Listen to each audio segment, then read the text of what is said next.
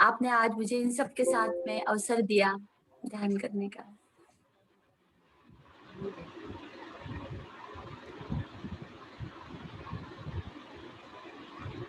आप चालू कर सकते हैं, आप शुरू कर सकते ओके हैं। Sir, okay sir, thank you. Thank you. सब लोग म्यूट कर लीजिए, हाँ जी, कोई भी माइक नहीं खोलेगा। आप लोग वीडियो शुरू कर सकते हैं, लेकिन ऑडियो सब लोग बंद कर दीजिए, क्योंकि फिर अंदर से कुछ आवाजें आती रहती हैं। किसी एक में कुछ प्रॉब्लम भी है, थोड़े खरखर आवाज आ रही है। सभी ध्यान साथियों को मेरा स्नेह भरा नमस्कार। अपना एक छोटा सा इंट्रोडक्शन दीजिए, यस तो सबको आपके बारे में मालूम पड़ेगा। यस, मेरा नाम प्रगति गर्गे है, मैं नागपुर से हूँ। सन 2012 से मैं ध्यान से जुड़ी हुई हूँ। ध्यान से पहले मैंने बहुत सारी जगह पे गई, बहुत घूमी, आर्ट ऑफ लिविंग, योगा और रेकी और ऐसे बहुत सारी संस्थाओं में गई। लेकिन मुझे ऐसा लगता था कि कुछ खालीपन है, कुछ और चाहिए, और क्या ये नहीं समझता था। और जब मैं पीएसएसएम से जुड़ी, जब मैं ध्यान में आई, तो मुझे लगा कि हाँ यही मुझे चाहिए था। उसके बाद मैं कहीं पे भी नहीं गई। सन 2012 और 13 का जो समय था वो ऐसा था कि उस समय मैं खोज में लगी हुई थी। मैं बहुत जगह गई, बहुत जगह गई। तो एक तड़फ थी मेरी उस समय सब कुछ जान लेने की। जो भी कुछ संस्था आती सामने, कुछ भी कोर्सेस आते, तो मैं वो करती थी। ब्रह्म कुमारी किया, सहज समाधि किया, सिद्ध साइंस किया, सभी मैंने किया, क्रिया योग किया। लेकिन यहाँ आने के बाद मैंने जाना कि सबसे ऊपर ध्यान ही है, बस ये लास्ट डेस्टिनी है। उसके बाद कहीं जाने की मेरी इच्छा ही नहीं हुई। और जैसे जैसे मैं ध्यान करती गई, तो ध्यान, स्वाध्याय और सज्जन सांगत्य, इन तीनों के माध्यम से मेरा नॉलेज बढ़ा बहुत। और शारीरिक, मानसिक और आध्यात्मिक सभी उन्नति मेरी हुई इसके माध्यम से। फिर मैंने सोचा कि यदि इस ध्यान से मुझे इतना लाभ हो रहा है, मेरे जीवन में इतना बदलाव आ रहा है, मेरे विचारों में इतना बदलाव आ रहा है, तो क्यों ना मैं इसको सबको दूं। तो फिर मैंने मेरे घर में ही 2013 में एक सेंटर शुरू किया, और सब आसपास के लोग आने लग गए। और मैंने उसका ज्यादा कुछ प्रचार प्रसार भी नहीं किया, लेकिन पता नहीं कहाँ कहाँ से सब लोग आते रहे, ध्यान सीखते रहे। हमने बहुत एंजॉय किया, हमने सब तरह के ध्यान किए। ग्रुप मेडिटेशन का मुझे फायदा मिला। हम लोग भंडारा में पिरामिड है, नागपुर से बाजू में भंडारा है, वहाँ पिरामिड है। वहां पे हम पूर्णिमा ध्यान के लिए जाते थे, हम गार्डन में जाते थे ध्यान करने के लिए। हमने बहुत ध्यान का प्रचार किया। हम स्कूलों में गए, कॉलेजों में गए ध्यान सिखाने के लिए। हमारा एक ग्रुप हो गया था बहुत अच्छा, हमने बहुत एंजॉय किया ध्यान को। और जैसे जैसे बुक्स आते गए मेरे लाइफ में, वैसे वैसे मेरे विचारों में परिवर्तन आया। तो मुझे लगता है कि इतना छोटा सा अभी ठीक है मेरा इंट्रोडक्शन। और जैसे ध्यान में आगे बढ़े, तो फिर सेथ विजडम मेरे जीवन में आया कोर्स। उसके बाद में इनर जर्नी मेरे जीवन में आया। फिर उसके बाद में JTTP 2, 3, 4, फिर सेथ विजडम, फिर से ऐसे मेरे जीवन में इतने अच्छे अच्छे कोर्स आते गए और इतने अच्छे अच्छे मुझे अनुभव मिलते रहे। ध्यान के भी बहुत अच्छे अनुभव है मेरे। मेरे अपने जो बीमारियां थी उसके बारे में मेरे बहुत अच्छे है अनुभव। तो अभी मैं सोचती हूँ कि छोटा सा भी इतना इंट्रोडक्शन ठीक है। फिर हम आज का सब्जेक्ट लेते हैं, और उसके बाद में अगर समय रहा थोड़ा, तो फिर हम लोग, अगर आप लोग जानना चाहेंगे, तो फिर मैं और बताऊंगी अपने बारे में आप लोगों को। तो फिर सर शुरू करेंगे हमारा सब्जेक्ट। यस, शुरू करेंगे। Okay sir. तो ये पीएसएसएम से जुड़ने के बाद में हमें गुरु मिले, हमारे ब्रह्म ऋषि सुभाष पत्री, एक ऐसे महान गुरु जिन्होंने कहा कि मैं आपका गुरु नहीं हूँ, आपका श्वास ही आपका गुरु है। ऐसे गुरु मिलना भी बहुत भाग्य की बात। और उनको सब लोग कहते हैं कि मैत्री बुद्धा है उनमें, लेकिन मुझे तो उनमें सभी दिखाई पड़ते हैं। कभी गुरु नानक जी भी मुझे उनमें दिखते हैं, तो कभी साईं बाबा भी मुझे उनमें दिखते हैं, तो कभी कबीरदास जी भी दिखते हैं। कबीरदास जी को तो मैंने उनमें बहुत ही देखा। तो जहां भी देखते ना कि किसी के वाक क्षेत्र में कुछ गड़बड़ है, कोई कुछ बात करा, तो तुरंत फटकार देते लोगों को।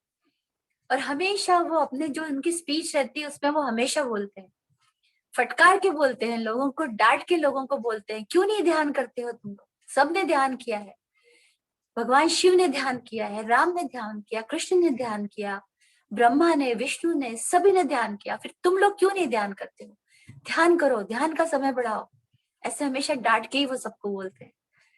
तो मुझे हमेशा उनमें कबीरदास जी दिखते हैं, इसलिए मैंने कबीरदास जी का विषय चुना है कि सबको मैं कबीरदास जी के बारे में बताऊं। वैसे बहुत सारे लोग तो कबीरदास जी को जानते हैं, उनके दोहों को सुना हुआ है, फिर भी क्योंकि मेरा फेवरेट सब्जेक्ट है, फेवरेट संत है मेरे, इसलिए मैं उनके बारे में आपको कुछ बताती हूँ।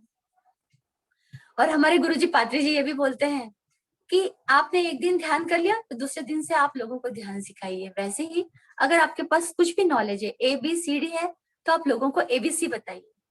तो मैं कहूंगी कि कबीरदास जी की सिर्फ ABC मेरे पास है, वही मैं आपको बता रही हूँ।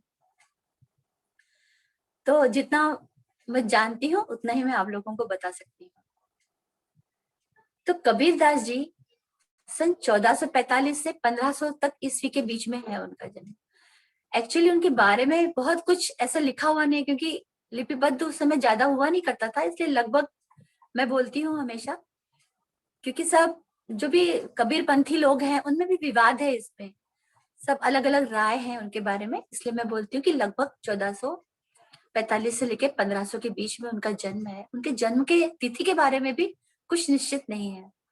ऐसा कहा जाता है कि काशी में लहर तालाब के किनारे वो पड़े हुए मिले थे। एक नीरू और नीमा नाम के जुलाहे थे जो कि संतानहीन थे, उनके संतान नहीं थे।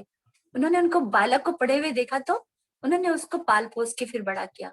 कुछ लोग ये समझते हैं कि जो वो लहरता तालाब है उस पे कमल के फूल उगाए जाते हैं, तो एक बड़े से कमल के फूल के ऊपर एक बालक के रूप में कबीरदास जी प्रकट हुए। तो कोई पंथ ये मानता है कि एक विधवा ब्राह्मणी से वो पैदा हुए और उन्होंने उसको लहरता तालाब के किनारे डाला। तो चूंकि वो नीरू और नीमा नाम के एक मुस्लिम परिवार में मुस्लिम दंपत्ति के हाथों पल बढ़ के बड़े हुए, इसलिए वो जाति से मुस्लिम ही कहलाने लगे। और चूंकि वो उनके साथ रहे तो वो जुलाहे थे, तो ये भी धीरे धीरे कपड़ा बुनना सीख गए और जुलाहा हो गए।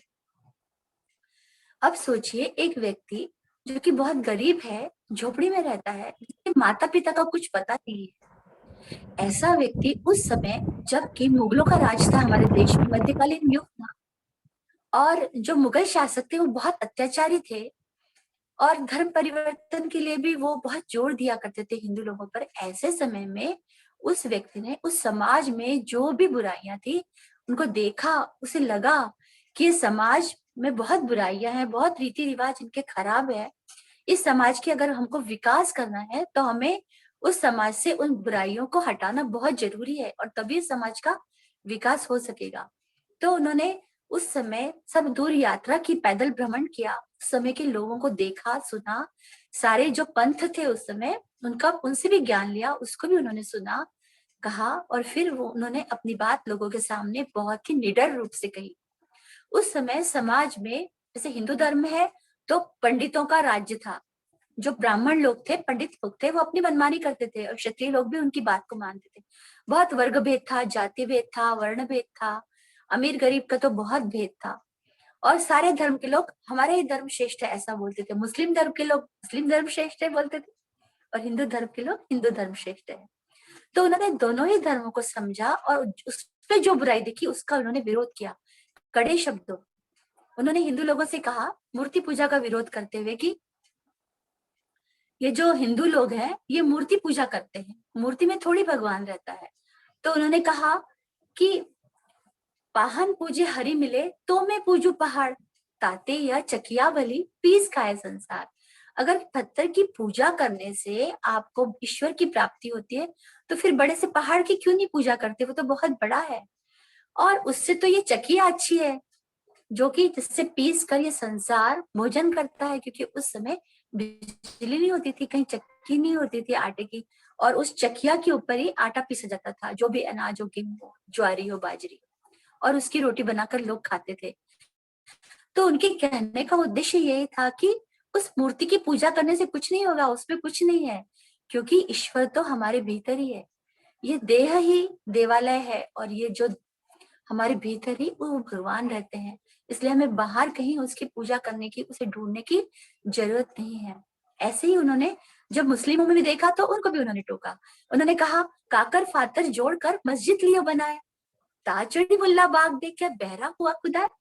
उन्होंने मुस्लिमों को फटकारा, उन्होंने कहा कि कंकड़ पत्थर जोड़ के मस्जिद बना लेते हैं और उसके पर चढ़कर अल्लाह को आवाज देते हो कि तुम्हारा अल्लाह बहरा हो गया है, क्या उसे सुनाई नहीं पड़ता? यहाँ पर भी उनके कहने का मतलब यही था कि अल्लाह कहीं बाहर नहीं है, अल्लाह हमारे अंदर ही है, हमारे भीतर ही उसका वास है। हमें उसे कहीं बाहर नहीं ढूंढना चाहिए, उसे हमारे अंदर ही उसे ढूंढना चाहिए।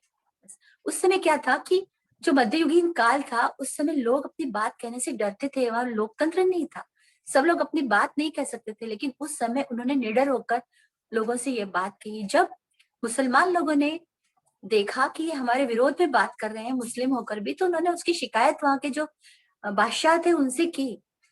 तो बादशाह ने उनको दरबार में भी बुलाया था इसके लिए। लेकिन जब उनसे बात हुई कबीरदास जी की, तो बादशाह उनके बहुत ही प्रशंसक बन गए।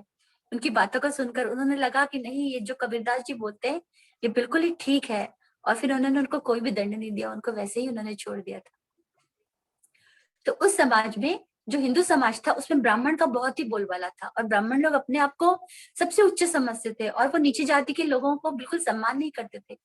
दलित समाज के लोगों को वो बहुत ही नफरत की दृष्टि से देखते थे। उनको मंदिरों में नहीं जाने देते थे। जिन कुओं से वो पानी पीते थे, वो पानी वो उन लोगों को देते नहीं थे, उनको उनसे छुआछूत करते थे। उनके साथ मिलजुल कर वो लोग नहीं रहते थे। इसलिए उन्होंने उस समय ब्राह्मण समाज के लोगों को बहुत फटकारा। उन्होंने कहा उनसे, दाढ़ी मूछ मुंडाए के हुए घोटम घोट, मन को क्यों नहीं मुंडिए जिसमें भरिया खोट।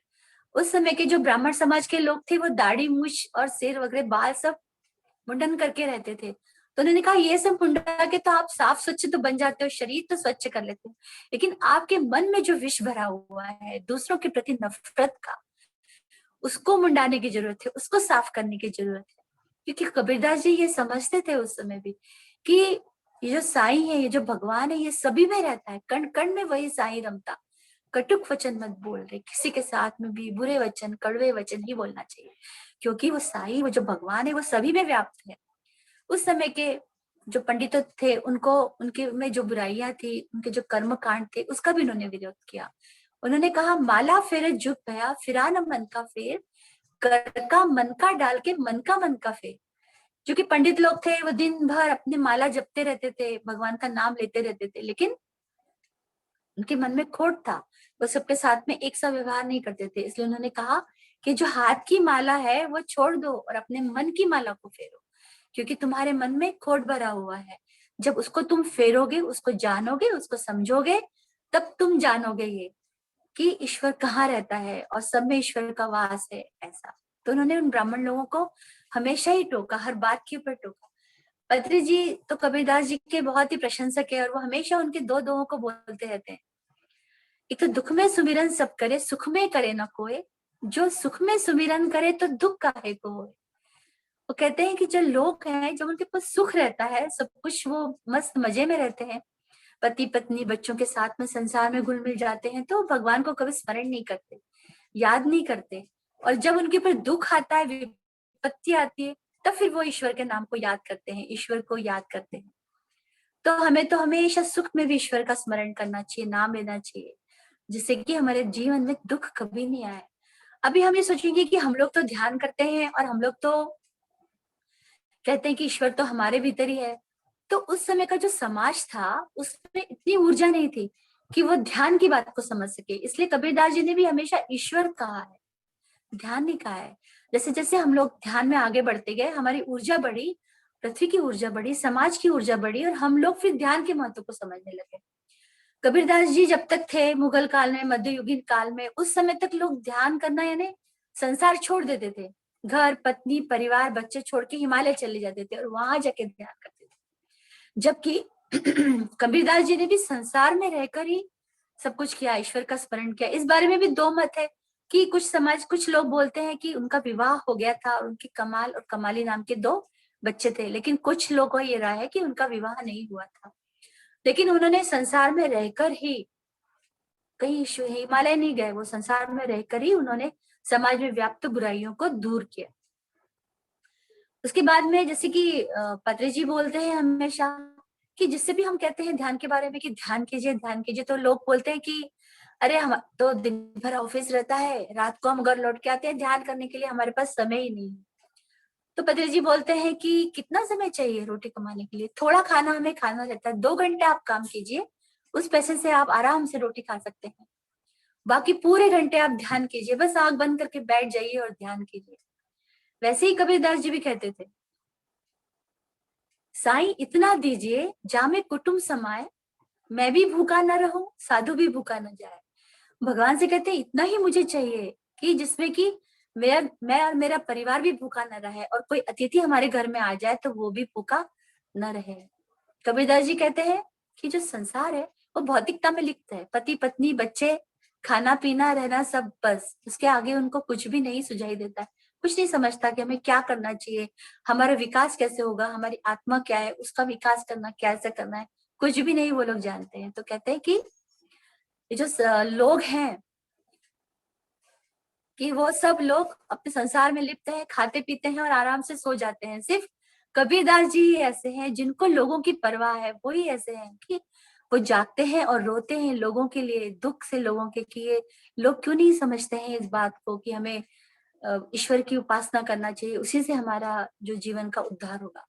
तो ऐसे उन्होंने जीवन में हमें कैसा रहना चाहिए, लोगों से बातचीत कैसा करना चाहिए, कैसा रहना चाहिए, इसके बारे में बोला है। तो ये उनके संसारिक आ गए हैं, लोगों को नीति धर्म के हैं। अब हम उनके आध्यात्मिकता के बारे में कहेंगे कि उन्होंने क्या कहा है। तो कबीरदास जी के जीवन में गुरु का बहुत महत्व था, बहुत मानते थे कि गुरु हमारे जीवन में आना चाहिए। और काशी में रामानंद स्वामी थे, उनको वो अपना गुरु मानते थे। और जब वो उनसे दीक्षा लेने के लिए गए तो रामानंद स्वामी ने उन्हें दीक्षा देने से मना कर दिया, क्योंकि वो हिंदू नहीं थे, बस इसलिए उन्होंने उनको दीक्षा नहीं दी। लेकिन कबीरदास जी चाहते थे कि मैं उनसे ही दीक्षा लूंगा, इसलिए क्योंकि रामानंद स्वामी जब सुबह स्नान करने के लिए जाते थे, वहीं पे वो उस तालाब के किनारे सीढ़ी के ऊपर सो गए कबीरदास जी। तो जब मुंह अंधेरे स्नान करने के लिए रामानंद स्वामी आए तो उनका पैर कबीरदास जी के ऊपर गिर गया और उनके मुंह से राम राम निकला। तो कबीरदास जी ने वही राम राम शब्द को मान लिया कि यही मेरे लिए दीक्षा है, और अब मैं इसी का जप करूंगा और इसी को मैं आगे बढ़ाऊंगा। तो उनका जो राम है दाशरथी राम नहीं है, क्योंकि वो सगुण भक्ति धारा के नहीं थे, वो परमात्मा को सगुण रूप में नहीं देखते थे। जब आप यहाँ देखते हैं भक्ति काल में, तो 2 तरह की धाराएं थी, एक सगुण भक्ति द्वारा और एक निर्गुण भक्ति द्वारा। कुछ लोग थे जो ईश्वर को सगुण रूप में देखते थे, जैसे कि राम कृष्ण, ऐसे शंकर जी देवी जी, ऐसे उनको बोलते हैं सगुण भक्ति द्वारा। और जो लोग ईश्वर को निर्गुण रूप में देखते थे, कि जिनका कोई रूप रंग नहीं गंध नहीं, तो निर्गुण धारा कहते हैं। तो उनके जो राम थे वो दशरथी राम नहीं थे, सगुण रूप धारी राम नहीं थे, बल्कि उन्होंने राम को एक प्रतीक रूप में लिया, क्योंकि लोग तो उस लेवल के नहीं थे कि वो समझ सकते थे कि निराकार निर्गुण क्या होता है। उनके लिए कुछ तो भी एक चिन्ह था धारणा करने के लिए, जिसको धारणा, जैसे धारणा ध्यान समाधि के, उसको धारण करके उसके ऊपर एक चित्त मन लगाकर वो साधना कर सके, इसलिए वो राम शब्द का उन्होंने उपयोग किया है। तो गुरु के बारे में कबीरदास जी क्या कहते हैं, सभी को वो बहुत ही चिरपरिचित दोहा है, गुरु गोविंद दो खड़े काके लागू पाए, बलिहारी गुरु आपनो जिन गोविंद दियो दिखाए। वो कहते हैं कि अगर गुरु और भगवान दोनों एक साथ खड़े हो तो हमें पहले अपने गुरु के चरण का स्पर्श करना चाहिए, क्योंकि वो गुरु ही है जिसने हमको भगवान तक जाने का मार्ग दिखाया है। और वो गुरु के बारे में कहते हैं, माया दीपक नर पतंग ही पड़े भ्रमंत, कहत कबीर गुरु ज्ञान थे एक आध ऊपर। वो कहते हैं कि जो मनुष्य है वो हमेशा माया में पड़ा रहता है, जैसे कि दीपक तो माया है और जो पतंगा है कीड़ा वो नर है।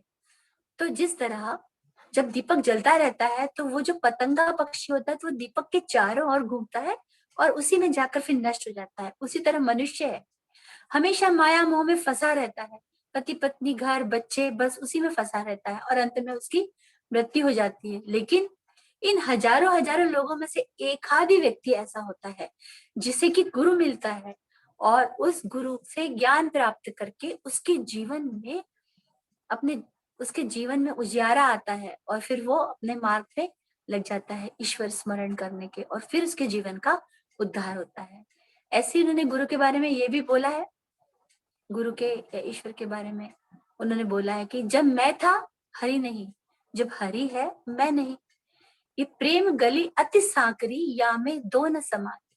इसी इसका दूसरा अर्थ भी है, सब अंधियारा मिट गया जब दीपक देखा मान। कबीरदास जी बोलते हैं कि जब हमारे अंदर अहंकार होता है, मैं होता है, तब वो हरि ईश्वर उसका वास वहां नहीं होता। यहाँ पर उनका ईश्वर से मतलब प्रेम भी है। प्रेम का ही दूसरा नाम ईश्वर है और ईश्वर का ही दूसरा नाम प्रेम है। ईश्वर कुछ और नहीं है, हमारे भीतर जो प्रेम है सबके प्रति, दीन दुखियों के प्रति, पशु पक्षी के प्रति, पेड़ पौधों के प्रति, वो प्रेम ही ईश्वर है। उन्होंने बोला कि जब हमारे मन में अहंकार होता है तो वो ईश्वर वहां पे नहीं होता है, और जब हमारे मन में ईश्वर आ जाता है, सबके प्रति हमारे मन में प्रेम की भावना आ जाती है, तब वो अहंकार वहां पे नहीं रहता। कबीरदास जी कहते हैं ये दो एक साथ कभी भी नहीं रह सकते। या हमारे भीतर जब ये आत्मज्ञान की दीप जल जाता है, ज्योति जल जाती है, उस प्रकाश को हम देख लेते हैं, तो हमारे मन से जो अहंकार रूपी अंधकार है वो मिट जाता है और ज्ञान की रोशनी हमें आ जाती है, और हम सबके प्रति हमारा मन प्रेम से भर जाता है। संसार की नश्वरता के बारे में हम देखते हैं कि उन्होंने क्या कहा। उस समय आज से 600 साल पहले उन्होंने ये बात कही जो हम आज सीख रहे हैं, आज देख रहे हैं, फिर भी हम जीवन में नहीं उतार पा रहे हैं अभी तक उसको। हमने यहाँ आने के बाद में, पीएसएसएम में आने के बाद में बहुत सारी न्यू एज बुक्स पढ़ी है, सोल प्लान, सोल ग्लाइड, एक आत्मा की यात्रा वगैरह, और उन सब में हमने जो जाना वो उन्होंने 600 साल पहले ही उन्होंने कहा कि ये संसार नश्वर है, ये नष्ट होने वाला है, ये सब माया मोह है। हम तो इस रंगमंच पर खेलने वाले कठपुतली है, अपना अपना रोल करेंगे और फिर इस संसार से चले जाएंगे, और फिर एक नया अनुभव लेने के लिए फिर से हम जन्म लेंगे इस संसार में। उन्होंने कहा यह संसार काट की बाड़ी, उलझ पुलझ मर जाना है, यह संसार झाड़ और झंकड़, आग लगे बरी जाना है, यह संसार कागद की पुड़िया, बूंद पड़े घुल जाना है, कहत कबीर सुनो भाई साधो, सदगुरु नाम ठिकाना है। उन्होंने कहा कि ये संसार है ये काठ की बाड़ी की तरह है, जैसे कटीले झाड़ियां पड़ी हुई रहती है तो उसमें से निकल पाना बहुत मुश्किल हो जाता है, उलझ पुलझ के हम रह जाते हैं, उसके पार नहीं जानते। इसी प्रकार ये संसार है, यहाँ इतनी उलझने हैं, इतनी उलझने हैं कि एक में से निकलते तो दूसरी आती, दूसरे से निकलते तो तीस सामने खड़ी ही रहती है, इसमें मनुष्य फंसा रह जाता है। और ये संसार एकदम झाड़ झंकड़ की तरह है, झाड़ झंकड़ यानी सूखे जो पेड़ रहते हैं, झाड़ियां होती, उसकी तरह है, थोड़ी सी भी आग लगाओ तो वो नष्ट हो जाते हैं। उसी तरह ये संसार है, पल भर में ये संसार नष्ट हो सकता है, नष्ट हो जाएगा कभी भी। ये संसार कैसा है, कागज की पुड़िया के समान है, कागज की तरह है कि दिखने में तो इतना बड़ा कागज दिखता है, लेकिन पानी की एक बूंद पड़ते ही वो कागज घुलकर नष्ट हो जाता है। ऐसा ये संसार है। तो कहते हैं कि इस संसार में क्या है कि सिर्फ ईश्वर का नाम लेना ही एक ठिकाना है, वही हमको ठिकाने पर ले जा सकता है, उसी से हमारे जीवन का उद्धार होता है। इसका कहने का मतलब यही था कि हमको भौतिकता में नहीं उलझना चाहिए, ये सब तो माया मोह है। हमको संसार में रहकर भी उसे डिटैच रहना है, अटैच रहकर डिटैच रहना, ये हम अब सीख रहे हैं। जब मैं अभी कॉलेज में पढ़ाती थी उस समय भी हमेशा कबीरदास जी का ये दोहा पढ़ाती थी, ये पद हमेशा, लेकिन उसका अर्थ मैं नहीं समझ पाती थी। सिर्फ मैं स्टूडेंट को पढ़ाती थी और मैं कहती थी कबीरदास जी ऐसा कहते हैं कि ये संसार नश्वर है, सब नष्ट होने वाला है। लेकिन मैं सोचती थी कि नष्ट तो कुछ नहीं हुआ, सब कुछ तो यहीं पर है। कभी आंधी आती है, प्रलय आता है, बाढ़ आती है, भूकंप आता है, सब कुछ थोड़े समय के लिए नष्ट होता है और फिर से सब कुछ फिर से बन जाता है। नष्ट तो कुछ भी नहीं हो रहा, सब कुछ तो हमें वैसे ही दिख रहा है। लेकिन अब यहाँ आके ध्यान में आकर बहुत सारे लोगों का एक्सपीरियंस शेयरिंग सुनकर, बुक्स पढ़कर फिर मालूम पड़ा कि नहीं, ये संसार तो नश्वर ही है। हम सब तो अपना अपना अनुभव लेने के लिए यहाँ पर आए हुए हैं और हमारा अनुभव लेकर हम चले जाएंगे और दोबारा से फिर से अनुभव लेने के लिए आएंगे। ऐसे ही हम आते रहेंगे अपने अनुभव को लेने के लिए। लेकिन कितनी बड़ी बात है, कितने साल पहले उन्होंने ये कहा था हमको, लेकिन हम तब भी नहीं समझे थे। और आज भी हमारे जो गुरु लोग हैं, संत लोग हैं, ये बात बताते हैं, तब भी हम नहीं सुनते हैं। सुन लेते हैं लेकिन हम समझ नहीं पाते, उसको जीवन में हम उतार नहीं पाते हैं। तो संसार की नश्वरता के बारे में उन्होंने ये कहा। अब उन्होंने उस परम सत्ता के बारे में, उस परम तत्व के बारे में, परमात्मा के बारे में उन्होंने क्या कहा, क्योंकि तो वो निर्गुण रूप को मानते थे, सगुण रूप को वो नहीं मानते थे। तो उनके ईश्वर कैसे थे, जाके मुंह माथा नहीं, नहीं रूप करूप, रूप बासते पातरा, ऐसा तत्व अनूप। कैसा है ये तत्व परमात्मा, जाके मुंह माथा नहीं, उसका कोई मुंह नहीं है, उसका कोई माथा नहीं है, उसका कोई रूप रंग नहीं है, कोई आकार नहीं है, कुछ भी नहीं है उसका, वो निर्विकार है। जिस तरह पुष्प में, फूल में खुशबू रहती है, हमको दिखाई नहीं पड़ती लेकिन हम उसको अनुभव कर सकते हैं, वैसे ही ये परम तत्व है। ये सारे संसार में व्याप्त है, कण कण में यह व्याप्त है, लेकिन ये हमको दिखाई नहीं देता, हम उसका अनुभव कर सकते हैं, ऐसा उन्होंने कहा। फिर जब वो उस परम तत्व की खोज करने के लिए निकले कि कहाँ ये परमात्मा, कैसे मुझे मिलेगा ये, तो उन्होंने कहा, लाली मेरे लाल की जित देखूं तित लाल, लाली देखन मैं गई मैं भी हो गई लाल। कि ये जो मेरे लाल की, मेरे प्रिय की, मेरे परमात्मा की लाली है, उसकी ऊर्जा है, उसकी चेतना है, ये सब जगह है। मैं जहां भी उसको ढूंढने गया मुझे वो वही मिला, मैं उसी में समा गया, क्योंकि मुझ में भी वही था, कहीं भी अलग नहीं था, वो सब एक ही है, सभी में उसी के प्रकाश है, उसी की चेतना है, उसी की ऊर्जा है। ये बात भी उन्होंने उसी समय बोल दी थी कबीरदास जी ने। हम लोग आज समझ रहे हैं उस बात को कि हाँ, कण कण में वही रमता है। फिर उन्होंने एक और तरह से उसको समझाया था, हेरत हेरत हेरिया रहा कबीर हिराई, बूंद समानी समुद्र में फिर की तैरी जाए। कि जो बूंद होती है, जैसे कि हम उसको ढूंढते रहे ढूंढते रहे ढूंढते रहे, लेकिन हमको वो नहीं मिला। कबीरदास जी कहते हैं मुझे वो नहीं मिला, क्योंकि मैं ही उसमें था, वो मुझ में था, तो मैं उसको अलग नहीं देख सका अपने आप से। हम एक ही थे, मैंने वो परमात्मा अलग और मैं ये कबीर अलग, ऐसा मैं उसको जान नहीं पाया। तो वो कहते हैं कि जिस तरह एक बूंद है पानी की, उसको समुद्र में हम मिला देते हैं, तो उसके बाद में हम उसको समुद्र से अलग नहीं कर सकते, वो एक ही हो जाता है। उसी तरह परमात्मा और हम अलग अलग नहीं है, हम एक ही हैं, एक समान ही है, एक ही है, हम उसको एक दूसरे से अलग करके नहीं देख सकते। इसको एक और तरह से उन्होंने समझाया, जल में कुंभ कुंभ में जल, भीतर बाहर पानी, फुटा कुंभ जल जल ही समाया, यह तत्व कहा ज्ञानी। क्या कहते हैं कबीरदास जी की, ज्ञानी पुरुष, विद्वान पुरुष क्या कहते हैं कि एक घड़ा है, उस घड़े के अंदर पानी है भरा हुआ, और वो घड़ा किसी पानी में रखा है, नदी या तालाब में रखा है, तो क्या होगा, कुंभ में जल, जल में कुंभ, भीतर बाहर पानी, फुटा कुंभ, फिर वो घड़ा फूट जाता है, तो क्या होगा, जल जल ही समाना, जल जल में समा जाता है, एक रूप हो जाता है, उसमें कुछ भी फिर अंतर दिखाई नहीं पड़ता। उसी तरह हमारा ये जो शरीर है ये घट है, और आत्मा हमारे अंदर है और परमात्मा हमारे बाहर है, एक ही तत्व है। सिर्फ ये जो हमारा घट है, हमारा शरीर है, वही उसे विभाजित करता है। जब हम ये शरीर को छोड़ देते हैं तब आत्मा और परमात्मा एक हो जाते हैं, क्योंकि वो अलग अलग है ही नहीं, वो एक ही है, इसलिए वो एक ही हो जाते हैं। सिर्फ ये शरीर के कारण ही वो हमें लगता है कि अलग अलग है, वो अलग है और हम अलग है, ऐसा। तो ये उन्होंने परमात्मा के बारे में कहा। तो फिर ऐसा परमात्मा है तो इसकी प्राप्ति हमें कैसी होगी, उसके लिए हमें क्या करना चाहिए। तो फिर उन्होंने हमको बताया है कि कैसे हम ईश्वर की प्राप्ति करेंगे। उन्होंने हमको कहा कि ये जो लोग हैं ये ईश्वर को बाहर ढूंढते हैं। कोई अमरनाथ जाता है, कोई तिरुपति बालाजी जाता है, कोई साईं बाबा के यहाँ जाता है, कोई गजानन महाराज के वहां जाता है, कोई वैष्णो देवी के यहाँ जाता है। तो इस तरह हमको ईश्वर की प्राप्ति कभी भी नहीं होगी। तो वो बोलते हैं कि जो ये ईश्वर है ये हमारे अंदर ही रहता है, ये कहीं भी बाहर नहीं, हमको इसको ढूंढने के लिए कहीं भी बाहर जाने की जरूरत नहीं है। जोग जगत सो रंग महल में पिय पाई अनमोल रे, कहत कबीर सुनो भाई साधो, बाजत अनहत ढोल रे।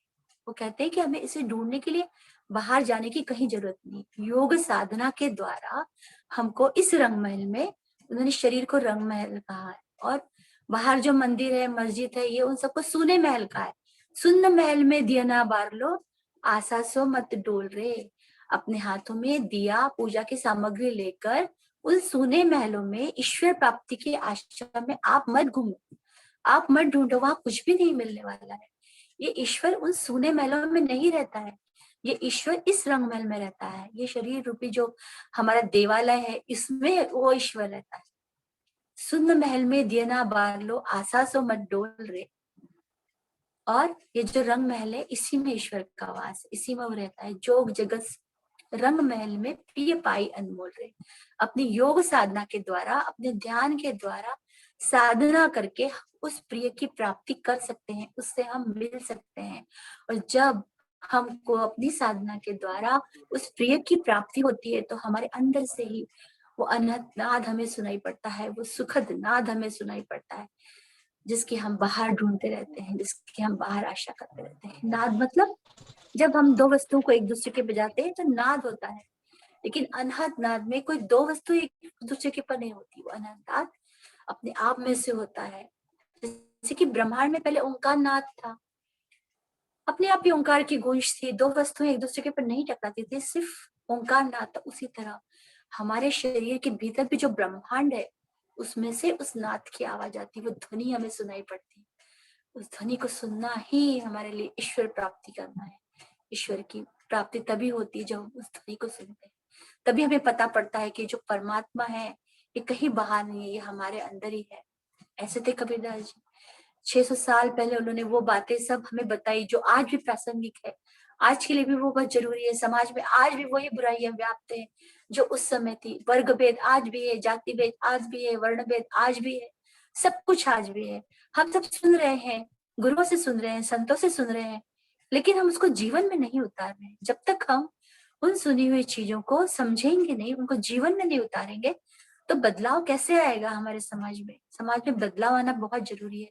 जब बदलाव आएगा समाज में, जब लोग ध्यान साधना में जुटेंगे, ये बाहरी कर्म कांड नहीं करेंगे, उसी समय हमारी ऊर्जा बढ़ेगी। जब हमारी ऊर्जा बढ़ेगी तो हमारे पृथ्वी की ऊर्जा बढ़ेगी, हम सबका जीवन सुखद होगा, इस पृथ्वी के ऊपर सतयुग आएगा और हम सब लोग बहुत खुशी खुशी इस पृथ्वी पर रह सकेंगे। उस समय एक और किंवदंती भी थी। लोग कहते थे कि काशी में यदि मृत्यु हो जाती है तो स्वर्ग प्राप्त होता है, और मगहर में यदि मृत्यु होती है तो स्वर्ग नहीं प्राप्त होता है। तो उन्होंने उस समय भी ये किया कि ऐसा नहीं है, सभी स्थान एक से हैं, सभी स्थान अच्छे हैं, कोई भी अच्छा या बुरा स्थान नहीं होता, ये सब मनुष्य का बनाया हुआ है। इसलिए अपने अंतिम समय में वो काशी छोड़कर मगहर आ गए थे और मगहर में निवास करने लगे थे, सिर्फ लोगों को ये समझाने के लिए कि किसी एक स्थान पर मृत्यु होने से हमें स्वर्ग मिलेगा और दूसरे स्थान पर होने से हमें नरक मिलेगा, ऐसा कुछ भी नहीं है। अपने अंतिम समय में वो मगहर में जाकर रहे, आज भी वहां पर उनकी समाधि है, लोग वहां पे जाते हैं, लोग रहते भी हैं वहां जाकर। तो जब उनकी मृत्यु हुई तो उनके बहुत सारे शिष्य थे, हिंदू और मुस्लिम सभी, क्योंकि सभी लोगों को उन्होंने फटकारा था और सभी लोगों को उन्होंने प्रेम से गले मिलाया था। वो उन्होंने पूरे सब जगह घूमे और लोगों को अपने मन की बात बहुत सरल सहज वाणी से की, समझाई। तो बहुत सारे लोग उनके शिष्य हो गए थे, हिंदू और मुस्लिम दोनों भी हो गए थे। और उनके पास लिपि नहीं थी, उन्होंने कभी लिखा नहीं, वो पढ़े लिखे नहीं थे। उन्होंने कहा है, मसी कागज छुओ नहीं, कलम गए नहीं हाथ। मैंने कभी कागज को नहीं छुआ है, मैंने कभी हाथ में कलम भी नहीं ली। उनके मन में जो भी आता वो गा देते थे, दोहों के रूप में और पद के रूप में, और उलट बासियां भी हैं उनकी, ऐसे सब रूप में वो बोलते थे और मौखिक रूप से ही उनका प्रचार हुआ करता था। तो उनकी भाषा में सभी की भाषाओं के शब्द थोड़े थोड़े मिल गए हैं। तो उनकी भाषा में गुजराती के भी शब्द है, पंजाबी के हैं, मारवाड़ी के हैं और मराठी के भी शब्द हैं। पंजाब में भी गए वो पंजाबी शब्द भी उनके दोहों में हमें मिल जाते हैं।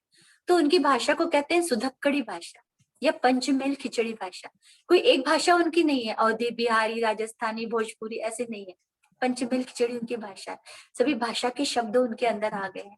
तो उनकी मृत्यु के बाद उनका एक शिष्य थे धर्मदास, उन्होंने उनके दोहों को, पदों को उनके लिखा है।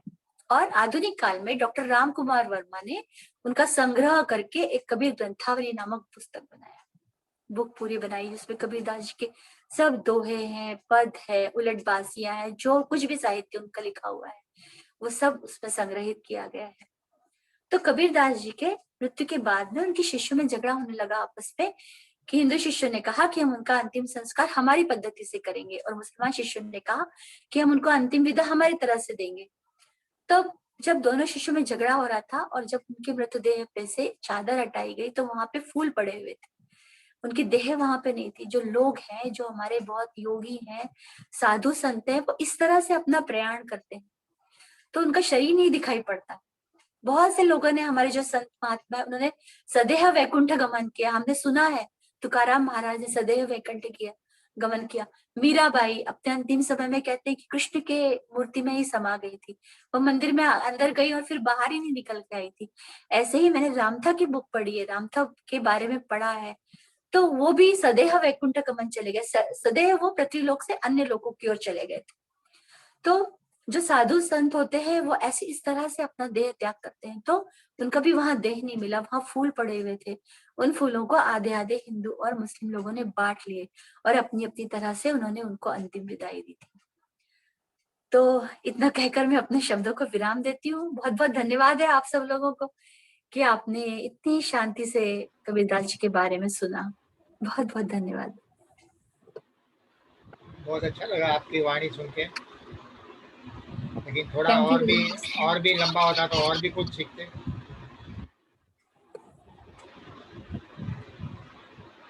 जी सर, थोड़ा और एक भी आध बार बता हम सकते हैं। और भी करेंगे। हाँ, एक आध बार हम और भी करेंगे, जिसमें फिर मैं आध्यात्मिक के बारे में ज्यादा बताऊंगी। अभी फिर मैंने सोचा कि हम दोनों को थोड़ा थोड़ा लेते हैं। आध्यात्मिक के बारे में मेरे को बहुत ज़्यादा इंटरेस्ट था। हाँ, वो यस कैसे सर, थे उसका ये चैप्टर यस, बहुत इंटरेस्टिंग है उनका, ये बहुत इंटरेस्टिंग। आध्यात्मिक का। Okay sir. कैसे उन्होंने आध्यात्मिक में लोगों को सही रास्ते पे लाए, कैसे उनका तकलीफें हुई, वो सब वो बहुत अच्छा था। ये भी अच्छा है। चलिए और कभी सुनेंगे आपको। Yes sir. किसी को और कुछ पूछना है तो पूछ सकते हैं कबीरदास जी के जीवनी के बारे में। कबीरदास जी के जीवनी के बारे में, या फिर आप एक जनरल भी अगर आपको कुछ पूछना हो ध्यान के बारे में या कुछ, तो वो भी आप मुझसे पूछ सकते हैं। यस, कुछ भी पूछ सकते हैं। यस। आपको ध्यान में कोई तकलीफ हो रही है, कुछ हाँ, समझना है, कुछ समझ नहीं पा रहे हैं, वो भी पूछ सकते हैं। वो भी पूछ सकते हैं, बिल्कुल।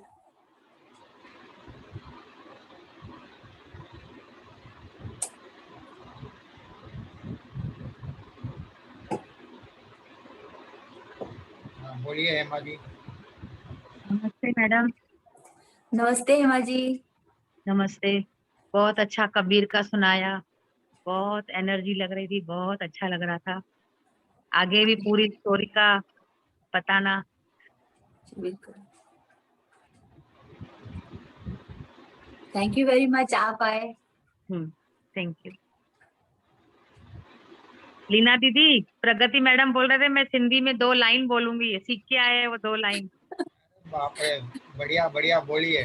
बोलिए बोलिए। लास्ट में बोलूंगी। 2 लाइन सिंधी की, मैं भले सिंधी का क्लास है तो सिंधी की लाइनें 2 बोलूंगी। सिंधी का क्लास है ऐसा नहीं है, वो नहीं नहीं, लैंग्वेज होनी चाहिए जो सब समझ सके। यस यस, बिल्कुल। Thank you ma'am.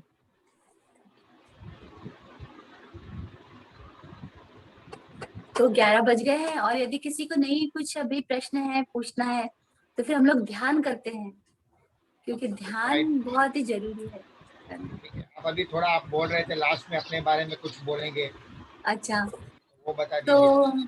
मेरे बारे में अगर कुछ कोई पूछना चाहता हो तो पूछिए, मैं क्या बोलूं, मतलब क्या क्या मुझे ध्यान में फायदा मिला है उसके बारे में बताऊं, आपका हाँ, एक्सपीरियंस अपना। आप ध्यान में कैसे आए, आपको ध्यान से क्या फायदा हुआ, और आपका एक्सपीरियंस क्या है। जी सर। सर एक्चुअली नागपुर में थोड़ा 2 दिन से नेट का प्रॉब्लम हो रहा है और बार बार नेट चला जाता है, इसलिए भी मैंने फटाफट सोचा कि ऐसा ना हो कि बीच में नेट चला जाए। नहीं, तो नहीं, विषय नहीं। हम लेते हैं, तो हम फिर मैं अच्छे भी अच्छे अपने काम बारे पे में बैठ के, अच्छे काम पे बैठते तो कोई तकलीफ नहीं होती। नहीं होती। कल भी ऐसे जूम में बार बार बंद हो रहा था, और सर मुझे बोल रहे थे, मेरा नाम बुला रहे थे कि प्रगति जी आइए एक्सपीरियंस शेयर करने के लिए, और जूम नहीं था, तो मैंने लगाया हुआ नहीं था। तो फिर मुझे फोन आया कि सर आपको बुला रहे हैं। मैंने कहा जूम ही नहीं है यहाँ, चल नहीं रहा, क्या करूँ, कैसे मैं आऊं? लेकिन मैंने लगाया तो लग गया, फिर मैंने अपना एक्सपीरियंस शेयर कर लिया, और उसके बाद मैं चला गया जूम फिर से। तो उतना थोड़ी देर के लिए आ गया था जूम। तो एक्चुअली जैसे मैंने बताया कि सभी संस्था यहाँ घूमते हुए फिर मैं ध्यान में आई यहाँ पर। तो नागपुर की विशाल जाधव सर है, उन्होंने मेरा परिचय करवाया इससे। तो जब सबसे पहले दिन उन्होंने मुझे बोला, जब मैं नेचुरोपैथी कर रही थी, तो मैं और मेरे साथ में अमिता ये थी देशमुख थी, हम दोनों नेचुरोपैथी कर रहे थे। तो जब मुझे विशाल सर ने मैसेज डाला था, उस समय तो व्हाट्सएप वगैरह कुछ हुआ नहीं करते थे, कि हमारे पिरामिड मेडिटेशन एक संस्था है और उसके जो संस्थापक है ब्रह्मर्षि सुभाष पत्री जी, तो वो आज नागपुर आने वाले हैं, तो आप वसंतराव देशपांडे हॉल में, तो आप आइए। तो मैंने कुछ इतना गौर नहीं किया था क्योंकि मैं उस समय रेकी में थी, और रेकी मैंने पूरा ग्रैंड मास्टर तक किया और मैं उससे बहुत खुश थी। रेकी में मुझे लगता था सब मिल गया, मुझे बहुत ही बढ़िया लगता था, बहुत खुश थी मैं। हीलिंग करके लोगों की, खुद की, मुझे बहुत खुशी मिलती थी उस समय। तो फिर अमिता ने मुझे यही बताया कि ऐसा ऐसा संस्था है, बहुत अच्छे मेडिटेशन है, हम चलेंगे। तो मैंने कहा ठीक है, शाम को है तो हम चलेंगे। तो वो और उसके हस्बैंड आ गए थे और हम लोग वहां पे गए। तो जैसे हम वहां पहुंचे, हॉल में बाहर ही थे हम, उतने में सर वहां पे आए। आने के बाद में उन्होंने हाथ मिलाया। तो जैसे ही उन्होंने मुझसे हाथ मिलाया तो एक पूरा से करंट सा मेरे पूरे बॉडी में चला गया। तो मैंने बोला अरे इनकी तो एनर्जी बहुत ज्यादा है, मुझसे बहुत कई गुना ज्यादा, क्योंकि उनकी एनर्जी मेरी तरफ आ गई है। क्योंकि मैं रेकी में थी तो मुझे एनर्जी का बहुत था समझ। फिर उस समय उनने उस दिन कम से कम 4 बार उस समय मुझसे हाथ मिलाया, क्योंकि हम वो वसंतराव देशपांडे हॉल में 2012 में सिर्फ 3 लाइनें भरी हुई थी। इतने ही लोग उस समय नागपुर में थे ध्यान में।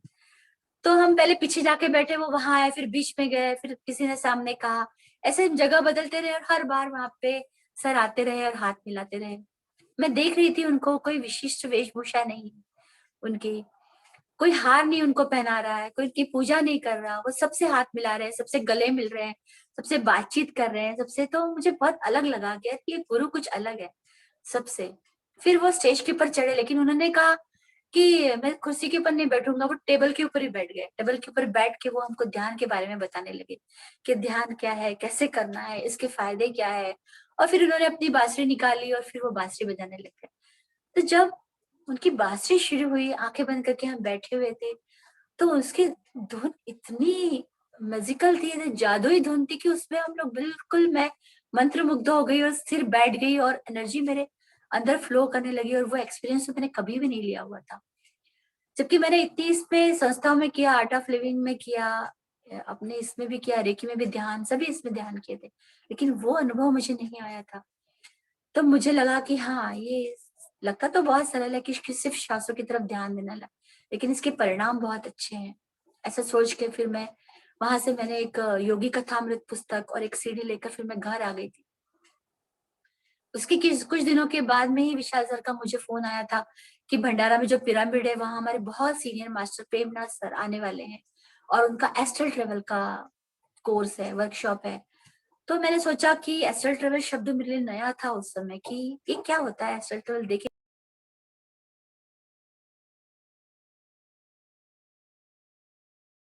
और हम कुछ लोग गए वहां पर में एस्ट्रल ट्रेवल करने के लिए। फिर वहां हम गए तो ऑलरेडी वहां पे शुरू था, दोपहर में पहुंचे थे। फिर हम लोगों को भी उन्होंने बताया इसके बारे में, और लगभग शाम को वो हमारा एस्ट्रल ट्रेवल का सेशन शुरू हुआ। तो उस मेरे पहले ही ध्यान में, वर्कशॉप में, मैंने एस्ट्रल ट्रेवल किया।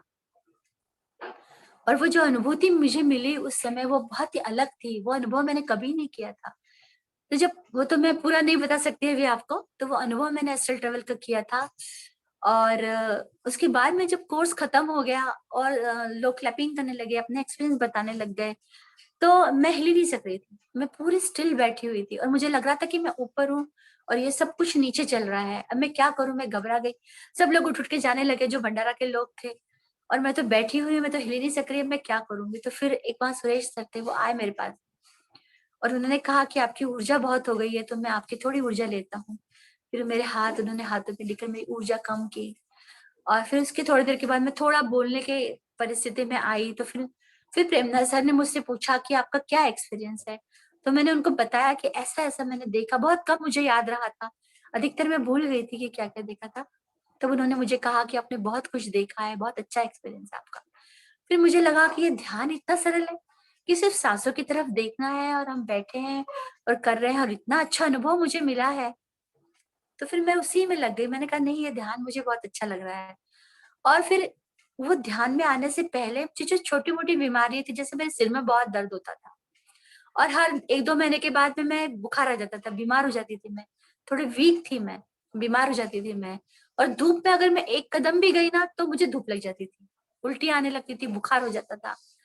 तो ऐसे ये छोटी छोटी मेरे पास थी बीमारियां। और मुझे वर्टिगो की प्रॉब्लम शुरू हो गई थी, चक्कर आते थे।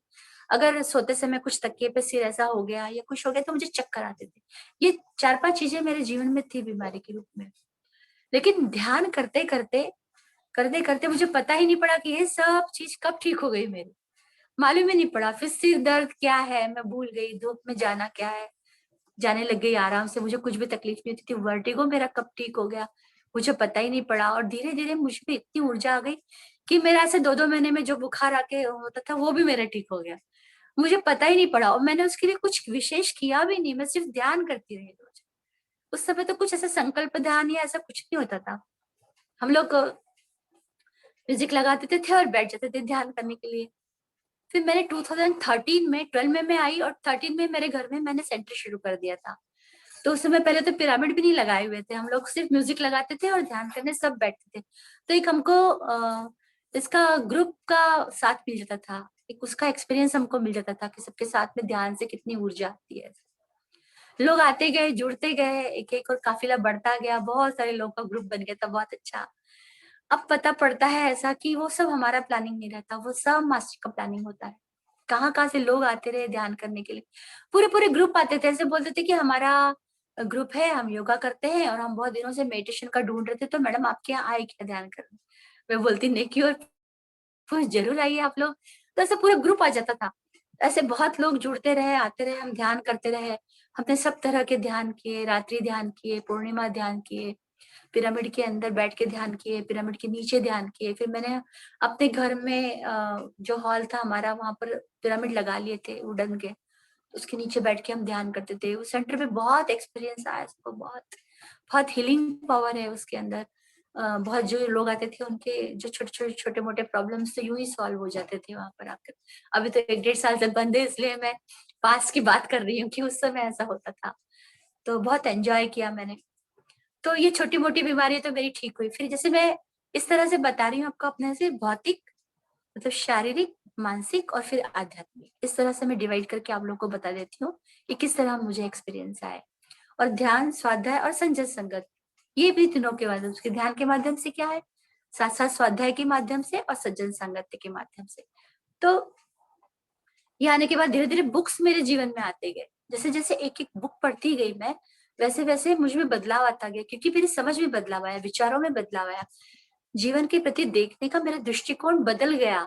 और फिर मुझ में बदलाव आया उसके कारण। जैसे कि एक आत्मा की यात्रा मैंने बुक पढ़ी, तो फिर मुझे समझ में आया कि हम पहले जब आए, हमारी सोल पहले आई, तो फिर हम मिनरल्स थे, फिर उसके बाद में धीरे धीरे हम वनस्पति जगत में आए, फिर वनस्पति मतलब घास वगैरह तिनका, फिर बड़े वृक्ष बने, फिर सूक्ष्म जीव जंतु बने, फिर प्राणी बने, उसके बाद में हम मनुष्य बने। ऐसे तो फिर उनमें एक बहुत वननेस की भावना आ गई, पहले से ही मुझ में थी। पशु पक्षियों के प्रति बहुत प्रेम था, पेड़ों के प्रति बहुत प्रेम था मुझे।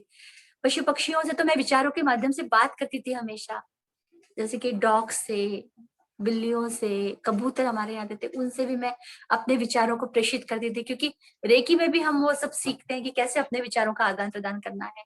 पेड़ पौधों से मैं बात करती थी, मेरे घर में जितने भी पेड़ हैं मैं रोज पानी डालते समय सबसे बात करती थी, सबको अपनी ऊर्जा देती थी। तो हमारे यहाँ जो पेड़ थे उनमें, वृक्ष में फल भी बहुत अच्छे लगते हैं, बहुत मीठे। केले भी लगेंगे तो बहुत बड़े बड़े मीठे सुगंधित, पपीते भी लगेंगे तो बहुत अच्छे सुगंधित, ऐसे आम भी लगेंगे तो बहुत बड़े बड़े और मीठे, बहुत अच्छे। क्योंकि हम वननेस की भावना होती है, हम उनको लव एनर्जी देते हैं। लव एनर्जी देने से वो बहुत, उनमें भी अच्छा लगता है, उनको भी अच्छा लगता है कि हमसे ये प्यार कर रहे हैं, तो वो भी हमको बहुत अच्छा देते हैं साथ में। फिर मेरे जीवन में ये आई books, soul gift, soul planning वगैरह, ये जब मैंने पढ़ी तब मुझे मालूम पड़ा कि हम इस जीवन में जब आए हैं तो अपना अनुभव लेने के लिए हम पहले से ही प्लानिंग करके आए हैं। ये जो जीवन में परिस्थितियां हैं, ये जो लोग हमारे साथ में हैं, ये सब हमने प्लानिंग किया हुआ है। तो फिर मुझे बहुत शांति मिली मन को, क्योंकि ज्यादा तो नहीं लेकिन कुछ कुछ मुझे परिस्थितियों से शिकायत थी, कुछ लोगों से मुझे शिकायत थी। पहले तो अपने लड़की होने से मुझे शिकायत थी, मुझे लगता था कि एक स्त्री का जन्म लेने के कारण मेरे पर बहुत बंधन आ गए हैं, और उन बंधनों के कारण मैं अपना डेवलपमेंट ठीक तरह से नहीं कर पाई, पहले भी और अभी भी नहीं कर पाती हूँ। लेकिन मैंने जब ये जाना कि ये स्त्री का जीवन लेने का मेरा ही प्लानिंग था और मुझे ही ये संसार के अनुभव लेना था, इसलिए मैं स्त्री बन के आई हूँ। तो फिर मेरा अपने पास से भी शिकायतें कम हो गई और जो लोग मेरे आसपास थे, जो मेरी परिस्थितियां थी, उनके प्रति भी मेरी शिकायतें कम हो गई, मेरे दृष्टिकोण बदल गया। और मैं कर्म सिद्धांत, जैसे कि प्रेमनंद सर बताते हैं, तो पहले उस कर्म सिद्धांत को मानने लगी थी कि अगर मुझसे कोई थोड़ा सा सब बुरा व्यवहार कर रहा है तो पिछले जन्मों में मैंने उसके साथ में उससे और भी ज्यादा बुरा व्यवहार किया होगा, इसलिए मेरे साथ में ऐसा व्यवहार कर रहा है। तो मैं उसको स्वीकार कर लेती थी। तो वो मुझ में आया, वो भावना आई। तो जब इतना भी अगर आ गया ना, तो बहुत सारा जीवन में बदलाव आ जाता है। और जब जीवन में शांति मिलती है तो अपने आप में हमको मानसिक शांति मिलने लग जाती है। और जब हमें बदलाव आता है तो हमारे आसपास में बदलाव आने लग जाता है। हमारे घर में पहले आता है, समाज में, सब में बदलाव आता है। और फिर हमारे लोग भी, अच्छे लोग हमारे पास आने लग जाते हैं, अच्छी परिस्थितियां हमारे पास आने लगती हैं, अच्छे बुक्स हमारे जीवन में आने लग जाते हैं, सब कुछ फिर अच्छा अच्छा ही होने लग जाता है। वैसे भी बहुत अप डाउन मेरे जीवन में नहीं थे, मेरा जीवन काफी अच्छा था। थोड़े बहुत ही अप डाउन रहते थे, उसको तो मैं चैलेंज की तरह लेती थी। कभी दुखी होकर मैंने कोई चैलेंज नहीं लिया, परिस्थितियों को हमेशा चैलेंज समझ के लिया और बहुत अच्छे से मैंने उनके साथ में पार पाया चैलेंजेस को। और ध्यान में आने के बाद में तो बहुत ही अच्छे से मैंने किया। फिर ऐसे ही मेरे जीवन में एक बुक आई, राम था। इस राम था बुक को पढ़ने के बाद में और भी मेरी अंडरस्टैंडिंग बनी इस सृष्टि के निर्माण के बारे में, ईश्वर के बारे में, मृत्यु के बाद में क्या होता है उसके बारे में, मृत्यु हम किस किस तरह से ले सकते हैं, जन्म हमारा किस किस तरह से हो सकता है। क्योंकि रामथा मास्टर ने सदैव वैकुंठ गमन किया था, सदैव उन्होंने आरोहण किया था। तो वो तो तलों को मानते हैं, मृत्यु के बाद में कोई स्वर्ग नरक नहीं होता, ये तल होते हैं। जैसे हमारा थर्ड डायमेंशन है, अभी हम फिफ्थ में गए, 6 7 8 9 10 11 12 ऐसे तल होते हैं। तो जैसे जैसे हमारी ऊर्जा का स्तर बढ़ता है और ऊर्जा के स्तर से उस हिसाब से उन तलों में जाते हैं उसका अनुभव लेने के लिए। हमारी मृत्यु नहीं होती, अगर हम न चाहें तो हम कभी भी नहीं मरेंगे। लेकिन जैसे हम लोगों को बोल दिया गया है शुरू से कि हम अभी बच्चे हैं, फिर अभी हम जवान होंगे, फिर हम बूढ़े हो जाएंगे और धीरे धीरे हमारी मृत्यु हो जाएगी। तो ये हमारे सर्कल हमारे दिमाग में बैठा हुआ है, इसलिए हम बूढ़े होकर मर जाते हैं। अगर हमको ये बात समझ में आ गई कि मृत्यु होना जरूरी नहीं है, कि हमको बूढ़ा होकर मरना ही है, हम हमेशा ऐसे ही अनंत काल तक जीवित रह सकते हैं। जैसे बहुत सारे मास्टर हैं अभिजीत, महातार बाबा जी हैं हमारे, कितने सालों से हैं, ऐसे बहुत सारे मास्टर हैं, रामथा मास्टर्स हैं, तो वो तो बहुत सालों से जीवित है और सदैव चले गए थे। तो वो कभी भी आ सकते हैं और कभी सदैव धारण कर सकते हैं और कभी भी विरल होकर किसी भी लोक में वो जा सकते हैं। हर जगह वो घूमते हैं वायु की तरह। ऐसे हम भी कर सकते हैं अगर हमने जाना। तो ये सब मुझे समझ में आया जब फिर मैं भुवनेश्वर गई सेठ विजडम करने के लिए। तब सेठ मास्टर का नॉलेज मुझे मिला, वो क्या कहते हैं जीवन के बारे में, समाज के बारे में, मल्टी डायमेंशन सोल। मुझे पता पड़ा कि कैसे हम एक ही साथ, एक ही समय में अलग अलग जगह रह सकते हैं, एक ही तल पर, और अलग अलग आयामों में भी एक ही साथ रह सकते हैं। उसका अनुभव भी मैंने लिया उस समय। तो मुझे लाइफ बहुत मनोरंजक लगने लग गई। तो ये तो एक बहुत ही बढ़िया है कि रोज हम कुछ ना कुछ प्रैक्टिकल करें, कि आज हम देखते हैं चल के वहां पे कुछ है क्या, अपना कोई सोल है क्या, अपनी ऊर्जा को बढ़ाकर हम देखते हैं कि हम किसी से कनेक्ट हो सकते हैं क्या। ये सपनों के बारे में मैंने वहां पर सुना कि जो सपने झूठे नहीं होते हैं। अभी तक मैं सपनों को झूठा मानती थी कि अरे ये तो सपने तो झूठे होते हैं, इसमें जो भी दिखता है वो सब झूठा है, यही समझती थी। लेकिन सेठ विजडम का नॉलेज से फिर मुझे पता पड़ा कि ये सपने झूठे नहीं होते, ये सच्चे होते हैं।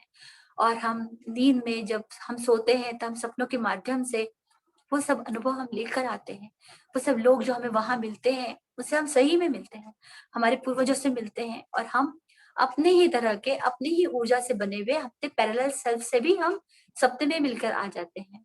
ये सब जान के मुझे बहुत ही खुशी हुई। मेरी ऊर्जा भी बहुत बड़ी सेठ विजडम के बाद में। बहुत अच्छा एक्सपीरियंस मुझे रहा। फिर लॉकडाउन शुरू हुआ, फिर लॉकडाउन के बाद तो बहुत जूम सेशन शुरू हुए, बहुत लोगों को सुना, बहुत सज्जन सांगत्य किया मैंने, लोगों की बात सुनी। पत्री जी भी कहते हैं कि एक्सपीरियंस शेयरिंग बहुत जरूरी है। मैं पहले कभी नहीं करती थी एक्सपीरियंस शेयरिंग, लेकिन लॉकडाउन के बाद मैंने जब पात्री जी नागपुर का सेशन हुआ डिजिटल 7, उस समय मैंने पहली बार एक्सपीरियंस शेयरिंग किया था। उसी समय पत्री जी ने कहा था कि PSSM का नाम हम बदल रहे हैं, अब पिरामिड मेडिटेशन सज्जन सांगत मूवमेंट, ऐसा उन्होंने कहा था। ये नाम बदलते थे, ज्यादा से ज्यादा लोगों को हमको एक्सपीरियंस शेयरिंग सुनना है। वो कहाँ थे, कहाँ से आए, अब वो क्या कर रहे हैं, ध्यान में आने से पहले क्या थे, ध्यान में आने के बाद उनमें क्या परिवर्तन आया। पति जी कहते हैं कि जो सीनियर मास्टर है उनका भी सुनिए, जो एक दिन ध्यान किया है उनका भी अनुभव सुनिए, और जिन्होंने ध्यान नहीं किया उनका भी अनुभव सुनिए। तो इस तरह मैं लोगों के एक्सपीरियंस शेयरिंग सुनती रही, गुरुओं से नॉलेज लेती गई, तो मेरा नॉलेज बढ़ता गया।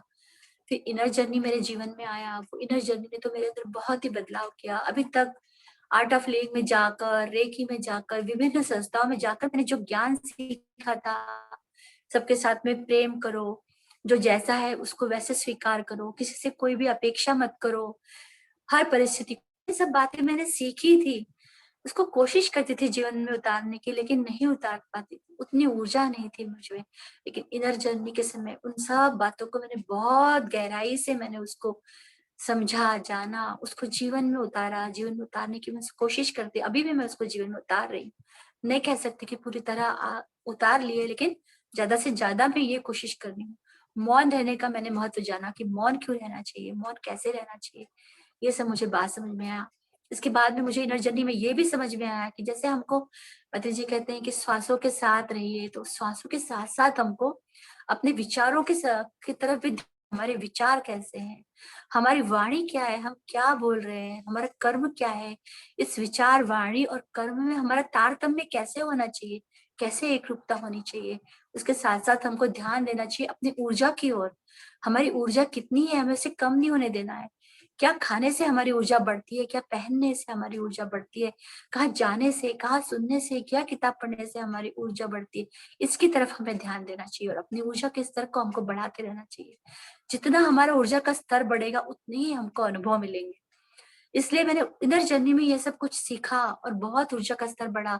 फिर नागपुर में हमने कविता चड्डा मैडम ने और मैंने मिलकर जूम सेशन भी शुरू किए। उस समय जेटीटीपी का कंसेप्ट आ गया था, तो फिर जेटीटीपी मुझे सेवा का अवसर मिला 2, 3, 4 में से मैं वह सेवा करके मुझे और भी ज्यादा डीप एक्सपीरियंस आया, मेडिटेशन की बहुत डीप एक्सपीरियंस आया। जो एक्सपीरियंस में समझती थी कि ये तो बहुत साधु संतों को, ऋषि मुनियों को शायद हिमालय में जो ध्यान करते हैं को मिलते हैं, ये हमको नहीं मिल सकेंगे, ऐसे मैंने कुछ सोचा भी नहीं था। वो एक्सपीरियंस मैंने वो ध्यान के दौरान पाया, क्योंकि मैंने कभी इच्छा नहीं की कि मुझे ये एक्सपीरियंस चाहिए, ये चाहिए। मैं पूरे विश्वास के साथ, समर्पण भाव के साथ में ध्यान करने के लिए बैठती थी। जो भी मास्टर कहते थे उसके एक एक शब्द को मैं सच मानती थी, उसके ऊपर विश्वास रखती थी और पूरे समर्पण भाव से ध्यान करती थी, इसलिए मुझको बहुत अच्छे एक्सपीरियंस उसमें मिले। फिर अब सेठ विजडम आया, सेठ विजडम में भी बहुत एनर्जी, हम में से अभी जो ग्रुप में है उनमें से बहुत सारे लोगों ने जेटीटीपी 2, 3, 4 किया होगा, सेठ विजडम भी किया होगा, वो जानते हैं वो क्या एनर्जी होती है। और उस एनर्जी से बाहर निकलना मेरे लिए बहुत मुश्किल था। आज जो मैं कबीरदास जी का आपको बताया ना, वो बताना मेरे लिए बहुत मुश्किल था, क्योंकि पूरे सेठ कंसेप्ट मेरे मूव कर रहे थे पूरे इसमें, मल्टी डायमेंशनल सोल के बारे में, टाइम के बारे में, स्वप्न के बारे में, जो जो बातें हमने सुनी है नेचर और उसके बारे में, सिर्फ वही कंसेप्ट पूरा था और वही ऊर्जा थी। तो उसमें से निकल के, चूंकि मैंने मैडम से हामी भरी थी कि मैं सेशन लूंगी, तो मुझे बहुत कठिन गया है कि मैं फिर से पीछे जाके कबीरदास जी को याद करके और फिर वो सब आप लोगों के सामने रखूं, क्योंकि उस समय मैं उस ऊर्जा में थी, सेठ मास्टर की ऊर्जा में मैं थी। मैंने बहुत ऊर्जा उस समय महसूस की और अभी भी कर रही हूँ उनकी ऊर्जा को। तो इस तरह मेरा जर्नी रहा है थोड़ा। हाँ, तो फिर मैंने फिजिकल क्या किया हुआ, मानसिक भी बता दिया, और आध्यात्मिक में सिर्फ आपको ये बताया कि मुझे आध्यात्मिक बहुत फायदे हुए। तो अगर समय होगा, तो समय काफी हो चुका है सर, 11:20 हो गए, तो अब ध्यान ही कर लेते हैं। किसी और दिन मैं बताऊंगी आपको कि मैंने आध्यात्मिकता में क्या क्या पाया है, क्या क्या मुझे मिला है, और वो सब आप लोगों को भी मिल सकता है, क्योंकि मैं भी आप ही की तरह हूँ, संसार में रहकर ही मैं भी ध्यान कर रही हूँ। तो अगर वो मुझे मिला है तो वो जरूर आपको भी मिलेगा। बस ध्यान करते रहिए, ध्यान का समय बढ़ाते रहिए, अपनी ऊर्जा को बढ़ाते रहिए, उसको कम मत होने दीजिए किसी भी तरह, वो कैसे बढ़ती रहे इसी की तरफ ध्यान दीजिए। तो आपको भी वो अनुभव मिलेंगे जो मुझे मिले, जो हम सबको मिलते हैं, वो आपको भी मिलेंगे, और आपके जीवन में भी उतनी ही खुशी आएंगी जितनी मेरे जीवन में है। Thank you very much sir. अभी बहुत ध्यान बहुत कराएंगे धन्यवाद। आप, आपके अंदर हम लोग हाँ ध्यान जी करेंगे, लेकिन उसके पहले दो लाइनें सिंधी की बोलिए जो आप बोल रहे हो। सर, अभी मैंने याद तो की थी, मैंने हिमाजी से पूछा भी था कि मुझे बोलना है तो आप मुझे बता दीजिए, तो फिर उन्होंने मुझे बताया भी था लेकिन अभी इतना जब वो हो गया ना तो मुझे बच्चे से याद दिया। फिर ठीक है, सब कोई मैं बात ये नहीं। बोलना अगली चाहती थी, वो बार, मैं आपको हिंदी, अगली बार या मैं उसका ये कोई सब हिंदी में बोलना चाहती मतलब। थी कि हाँ, कि आप सब लोग ध्यान में आए हैं, इसके लिए आप लोगों को बहुत बहुत बधाई है, ये मैं बोलना थैंक यू, चाहती थैंक यू। अरे वाह, ये अरे बात तो आप कोई भी लैंग्वेज में बोल दो, थैंक अच्छा यू। लगेगा। जाओ। यस। चलिए अभी हरे ध्यान करते हैं।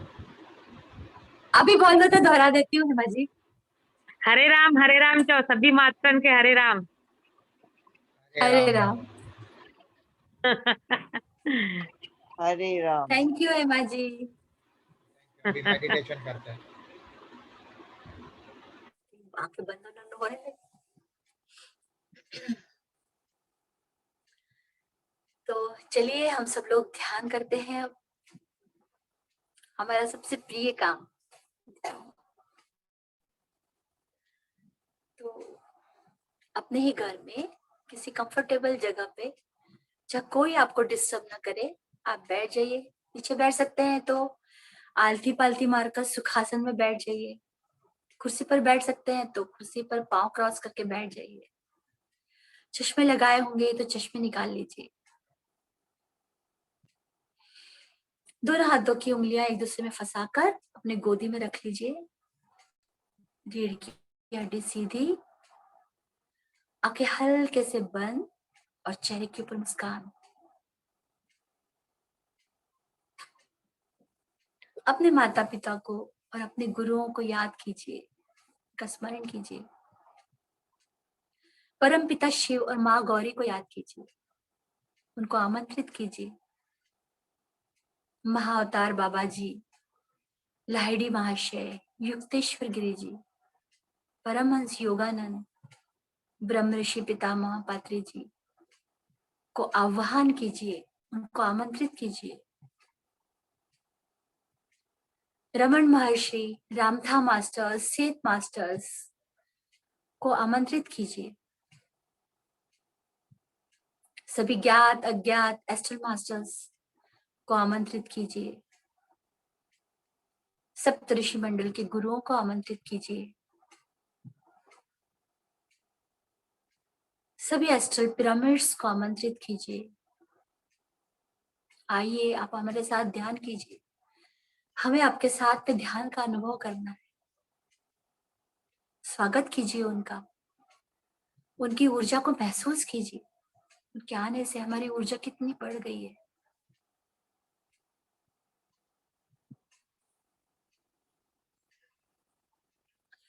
हम सब एक दूसरे का हाथ पकड़कर एक वननेस की भावना में बैठे हैं। हम सब एक हैं, हम कोई भी अलग नहीं है। हमारी ऊर्जा धीरे धीरे बढ़ रही है क्योंकि हम एक सामूहिक चेतना में आ गए हैं।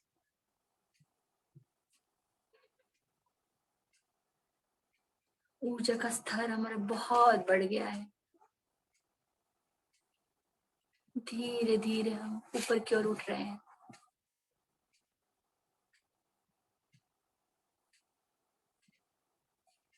ऊपर उठते उठते हम एक बहुत सुंदर सी जगह में आ गए। चारों तरफ पहाड़ है और बीच में एक समतल जगह पर हम बैठे हैं, सब एक दूसरे का हाथ पकड़कर गोलाकार में।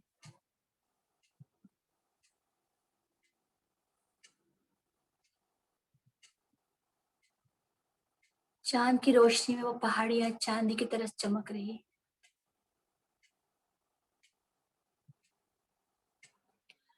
हमारे पास ही एक नदी बह रही है, कल कल ध्वनि हमें सुनाई दे रही है। चांद की रोशनी में वो नदी ऐसा लग रहा है जैसे कि पृथ्वी ने चांदी की साड़ी पहनी हुई हो।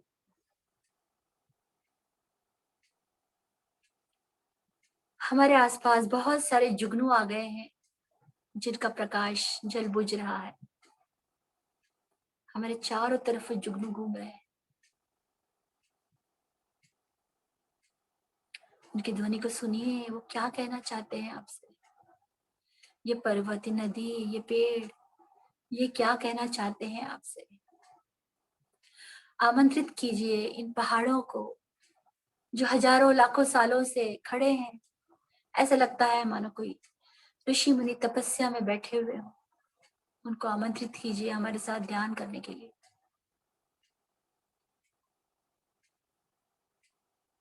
उस नदी को, उस सरिता को आमंत्रित कीजिए हमारे साथ ध्यान करने के लिए। आइए हमारे साथ ध्यान कीजिए।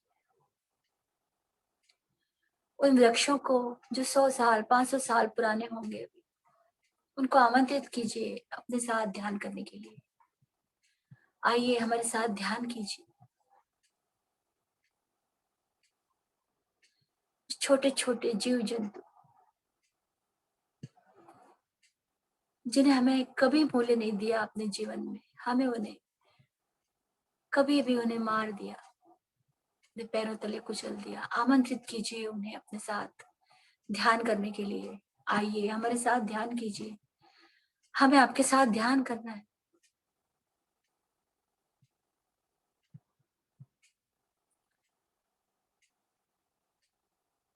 तराने धारण किए हुए उस घास को आमंत्रित कीजिए जिसे हमें हमेशा पैरों तले कुचला है। आइए हमारे साथ ध्यान कीजिए। हम और आप अलग अलग नहीं, हम एक ही हैं। आप भी हमारे साथ ध्यान कीजिए। उन छोटे पेड़ों को, उन वृक्षों को आमंत्रित कीजिए अपने साथ ध्यान करने के लिए। आइए हमारे साथ ध्यान कीजिए। हम सब मिलकर ध्यान करेंगे।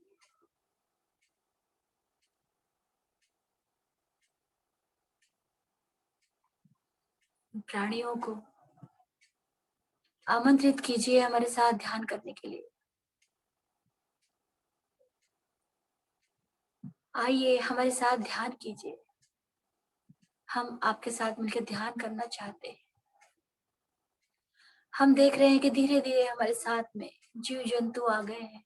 कुछ प्राणी हमारे साथ में आके बैठ रहे हैं ध्यान करने के लिए। गाय, हिरन, भालू, बंदर, हाथी, हाथी के बच्चे हमारे साथ ध्यान करने के लिए आ गए। कुछ पक्षी भी उड़ते हुए हमारे साथ में आ गए हैं ध्यान करने के लिए।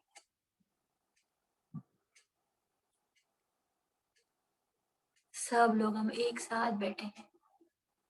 उन पक्षियों के, प्राणियों के आने से हमारी ऊर्जा बहुत बढ़ गई है। जो लोग देख पा रहे हैं उस दृश्य को जरूर देखिए।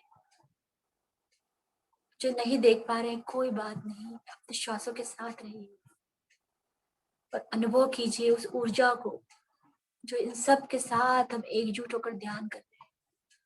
तो हमारी ऊर्जा कितनी बढ़ गई है। नदी के उस पार पहाड़ी के ऊपर एक आश्रम दिखाई दे रहा है, इसमें से बहुत ही गोल्डन लाइट निकल रही है। बहुत ही चमक रहा है वो आश्रम। अपने श्वासों की तरफ ध्यान दीजिए दोस्तों। अंदर आती हुई सांस और बाहर जाती हुई सांस। हर एक सांस हमारे लिए बहुत कीमती है।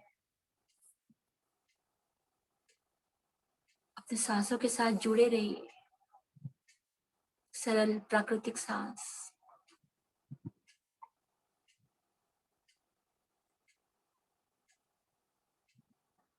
हम सब के ऊपर एक व्हाइट लाइट समुद्र की तरह फैली हुई है।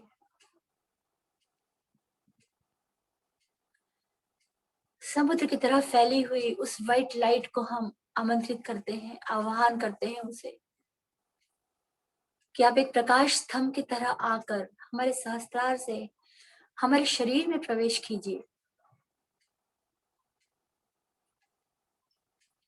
जैसे हम उसे आह्वान करते हैं, लाइट एक प्रकाश स्तंभ की तरह हम में से हर एक के सिर के ऊपर आ गई है। जैसे जैसे हम उसे स्वीकार करते हैं वो हमारे शरीर में भीतर प्रवेश कर रही है। स्वीकार कीजिए उसे, अलाउ कीजिए उसे हमारे शरीर के भीतर आने के लिए। अलाउ कीजिए, स्वीकार कीजिए उसे।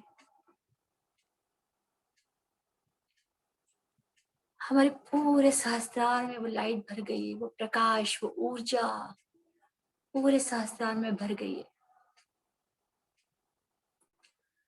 हमारा पूरा सहस्त्रार उस ऊर्जा से भर गया है। वो प्रकाश धीरे धीरे और नीचे आ रहा है, नीचे आके वो हमारे आज्ञा चक्र में पूरी तरह से भर गया है। आज्ञा चक्र से होते हुए नीचे विशुद्धि चक्र, थायराइड, पैराथायराइड ग्लैंड, थाइमस पूरी तरह प्रकाश से भर गए हैं, ऊर्जा से भर गए हैं। धीरे धीरे वो प्रकाश और नीचे आ रहा है। स्वीकार कीजिए प्रकाश। जितना ज्यादा आप स्वीकार करेंगे वो उतना ज्यादा हमारे शरीर में प्रवेश करेगा। स्वीकार करते रहिए उसे, अलाउ कीजिए उसे शरीर में आने के लिए।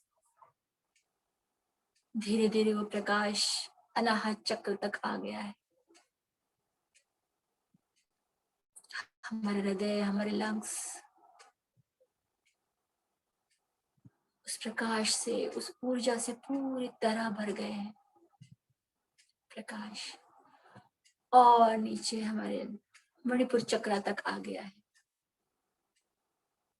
हमारा stomach, intestine, gall bladder, pancreas, हमारी किडनी सभी उस प्रकाश से पूरी तरह भर गए हैं, उस ऊर्जा से पूरी तरह भर गए हैं। प्रकाश हमारे स्वादिष्टान चक्र तक आ गया है। उसके आसपास के हमारे सारे अंग, हमारे यूट्रस, हमारे ओवरी, हमारे जननांग पूरे उस प्रकाश से, उस ऊर्जा से भर गए हैं। प्रकाश हमारे पैरों में भर गया है। हमारी जांघें, घुटने, हमारे पैर पूरे नीचे उंगलियों तक, अंगूठे तक पूरे उस प्रकाश से भर गए हैं। अलाउ कीजिए उस प्रकाश को अपने शरीर में आने के लिए। अलाउ कीजिए उसे। जितना हम अलाउ करेंगे वो प्रकाश हमारे भीतर आता जाएगा। हमारे दोनों हाथ, उंगलियां उस प्रकाश से पूरी तरह भर गए हैं। हमारा पूरा शरीर उस व्हाइट लाइट से, उस ऊर्जा से भर गया है। हमारे एक एक सेल में वो प्रकाश पूरी तरह से भर गया है। एक एक सेल के केंद्र में वो प्रकाश चला गया है। हमारा हर एक सेल एक ब्रह्मांड की तरह हो गया है। एक पूरा ब्रह्मांड, जो भी ब्रह्मांड हम बाहर देखते हैं पूरा हमारे शरीर में है। हमारे एक एक सेल में वो ब्रह्मांड है और हमारा एक एक सेल कंपायमान हो गया है, पूरी तरह से कंपन कर रहा है, पूरी तरह से ऊर्जा से भर गया है। मास्टर्स, महसूस कीजिए उस कंपन को। हमारे शरीर के हर कोशिका के उस कंपन को महसूस कीजिए। हर सेल कंपन कर रही है, कंपायमान है और उसमें से एक साउंड निकल रहा है, एक म्यूजिक सुनाई पड़ रहा है। उस म्यूजिक को सुनिए मास्टर। हमारे शरीर में उस प्रकाश के, उस ऊर्जा के, उस संगीत को सुनिए। बहुत सुंदर, बहुत सुंदर, इतना सुंदर दिखाई पड़ रहा है। सभी मास्टर्स के ऊपर एक व्हाइट लाइट का प्रकाश है और सभी मास्टर इंडिविजुअली एक एक पिरामिड के रूप में बदल गए हैं। एक प्रकाश से भरे हुए, ऊर्जा से भरे हुए पिरामिड के रूप में। और अब हम दूसरों को लाइट देने के लिए बिल्कुल रेडी हैं। उस ऊर्जा को महसूस कीजिए। अपने श्वासों के साथ रहिए मास्टर। हर एक सांस के साथ रहिए और सांसों के साथ गहराई में जाकर जान लीजिए कि हम कौन हैं, हम कहाँ से आए हैं, इस पृथ्वी पर हमने क्यों जन्म लिया है। जान जाइए अपने सत्य को। हम सभी अलग अलग स्टार से इस पृथ्वी पर आए हैं, इस पृथ्वी पर सतयुग लाने के लिए। यूनिवर्स ने हमारा चुनाव किया है इस पृथ्वी पर सतयुग लाने के लिए। इस पृथ्वी पर जन्म लेने के बाद हम भूल गए कि हमारे जीवन का उद्देश्य क्या है और कई जन्मों से हम अनुभव लेते हुए आ रहे हैं, बहुत जन्म हमने बिता दिए हैं और अब हम इस जन्म में अपने आत्मा की इतनी उन्नति कर चुके हैं कि यूनिवर्स ने हमारा चुनाव किया है इस दिव्य काम के लिए। अपनी दिव्यता को हम भूल गए हैं। याद कीजिए मास्टर अपनी दिव्यता को। जो गुण हम बुद्धा में, राम में, कृष्णा में, शिव में देखते हैं, वो सभी गुण हमारे अंदर भी हैं। हम सब एक ही हैं, हम में से कोई छोटा बड़ा नहीं, सब एक है। सिर्फ हम भूल गए हैं कि हम इतने दिव्य हैं। अपनी दिव्यता को पहचानिए। कल के अवतार और कोई नहीं है जो कलयुग को समाप्त करके सतयुग लाएगा। पृथ्वी सर कहते हैं कि हम ही कल के अवतार हैं। जो भी पीएसएसएम में है, हम सब कल के अवतार हैं और हम ही पृथ्वी पर सतयुग लाए।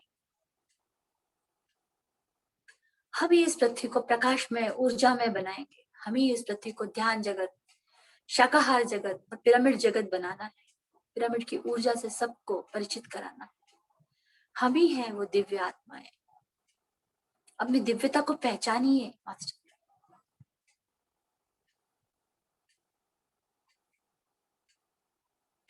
अपने अंदर के उस प्रकाश को महसूस कीजिए। अनंत ऊर्जा, अनंत प्रकाश।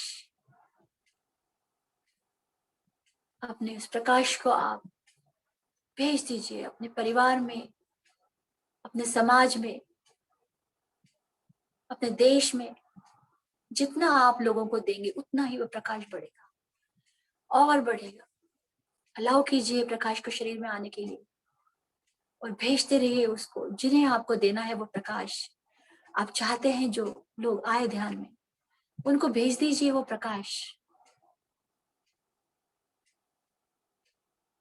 पूरे देश में प्रकाश भेज दीजिए, पूरे विश्व में, पूरी पृथ्वी पर उस प्रकाश को भेज दीजिए। जैसे जैसे आप सबको प्रकाश देंगे, आपके भीतर और प्रकाश बढ़ता जाएगा। अनंत प्रकाश है, अनंत ऊर्जा है। जितना आप लेंगे, जितना आप देंगे, उतना बढ़ता जाएगा, बढ़ता जाएगा। सबको दीजिए, जिसे भी आप चाहते हैं उसको वो ऊर्जा दीजिए। जब हमारी ऊर्जा बढ़ेगी तभी पृथ्वी की ऊर्जा बढ़ेगी और तभी हम पृथ्वी पर सतयुग लाएंगे। हमसे ही पृथ्वी पर सतयुग आएगा, कोई और नहीं आएगा लाने के लिए।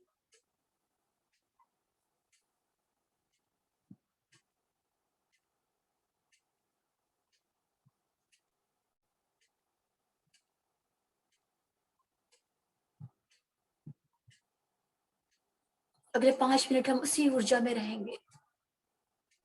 अनुभव करेंगे अपने अंदर की ऊर्जा को, अपने हर एक सेल के कंपन को, उससे निकल रहे हैं म्यूजिक को। सुनिए मास्टर।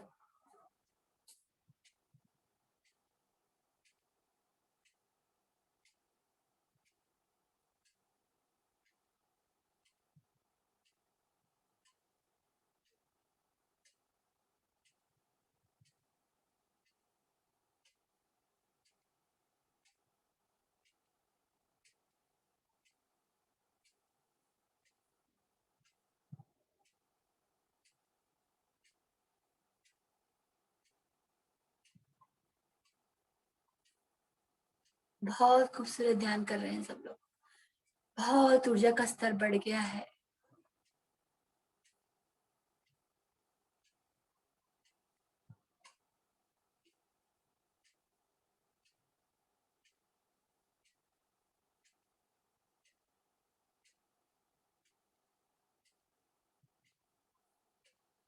पूरी पृथ्वी, पहाड़, नदियां, समुद्र, देश, सब कुछ उस ऊर्जा से भर गए हैं, व्हाइट लाइट से।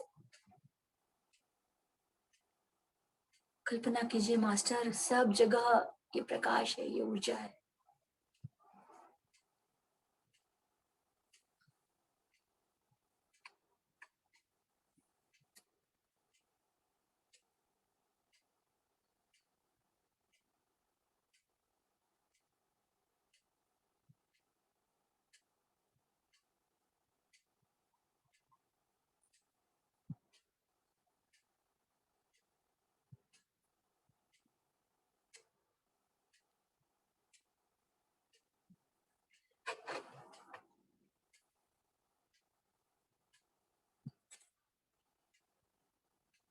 अपने इस अद्भुत अलौकिक ध्यान के लिए अब समय आ गया है कि हम सब मास्टर्स को धन्यवाद दें, जो जो हमारे साथ आए, जो जो जुड़े हमारे साथ, उन पहाड़ों को, नदियों को, उन वृक्षों को, जीव जंतुओं को, वनस्पति जगत को, प्राणी जगत को, सबको बहुत बहुत धन्यवाद दीजिए अपने हृदय से कि वो हमारे साथ आए और उन्होंने हमारे साथ भी ध्यान किया।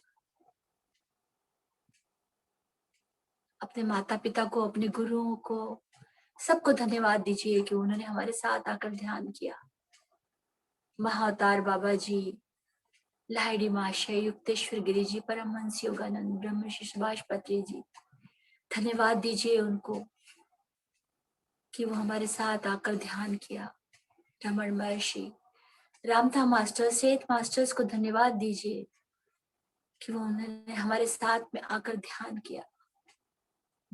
सप्तऋषि मंडल के सभी गुरुओं को धन्यवाद दीजिए। सभी एस्ट्रल मास्टर्स और एस्ट्रल पिरामिड्स को धन्यवाद दीजिए कि उन्होंने हमारे पास, हमारे साथ में आकर ध्यान किया है। धन्यवाद दीजिए उस यूनिवर्स को कि उसने हमें चुना है इस दिव्य काम के लिए। बहुत बहुत धन्यवाद है, बहुत बहुत धन्यवाद सबका। Thank you, thank you, thank you. दिल से सबको धन्यवाद दीजिए।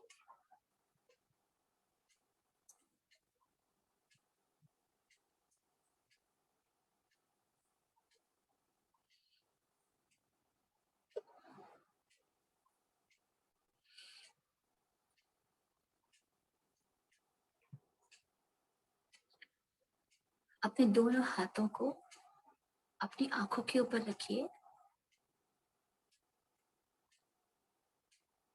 उस ऊर्जा को महसूस कीजिए। धीरे धीरे आंखें खोलते हुए 5, 4, 3, 2, 1 अपने हाथों को अपने पूरे शरीर पर स्पर्श कीजिए। I love myself. I love myself. I love myself.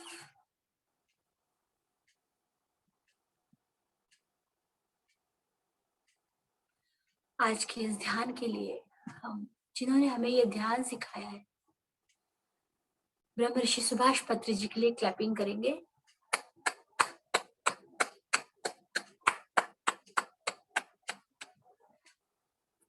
हम सब अपने अपने लिए भी क्लैपिंग करेंगे कि हम लोगों ने ये ध्यान किया है।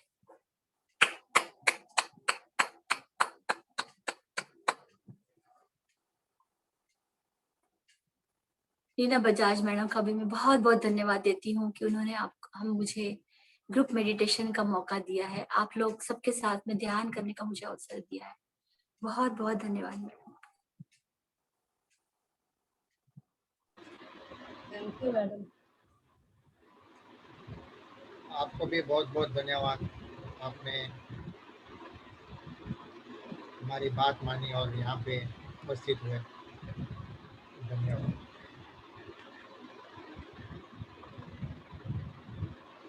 आप सब लोगों को धन्यवाद। आपने सुना। आज का सेशन यहीं समाप्त करते हैं। कल फिर मिलेंगे रात को 10 बजे इसी आईडी पे। धन्यवाद आप सबको। प्रणाम आप सबको। Thank you. हरिओम। हरिओम सबको। हरिओम। हरिओम। हरिओम। हरिओम। हरिओम। हरिओम।